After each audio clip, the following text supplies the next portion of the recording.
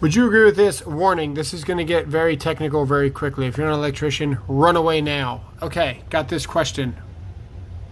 There's the question. Next. If you are a service, if you're 250 volts to ground, if your raceway has conductors 250 volts to ground, or you're a service, or you're a secondary conductor, or a couple of other situations, we must be bonding the metal raceway by a bunch of different means we can do. But that's the rules of that.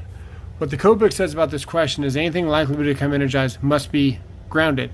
If we're talking about the luminaires, at the end of the day, if the luminaire is likely to become energized, it's going to have a ground that goes to the case, like a case ground.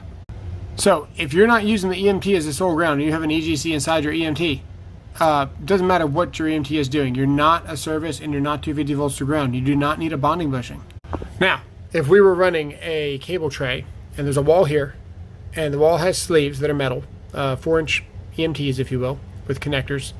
And then you start your raceway again with a cable tray, and the cable tray does not physically connect.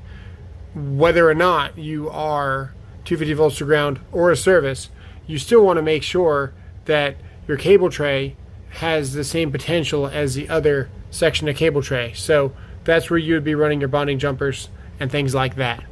Also, just for fun, because we're talking about it and getting technical, 250.102C, that table would tell you to get the circular mil total of your ungrounded conductors to figure out what size that jumper needs to be. Sometimes that jumper is bigger than your conductors, especially if you get to like 3,000 kc mil. So 12.5% of 3,000, that's your jumper. Good luck, guys. If this gets you technical, let me know in the comments below. If this is helpful or interesting, I thoroughly enjoy doing this. So, some people don't like when I nerd out with the code, but it's like another language for me, and yeah, second nature. See you guys.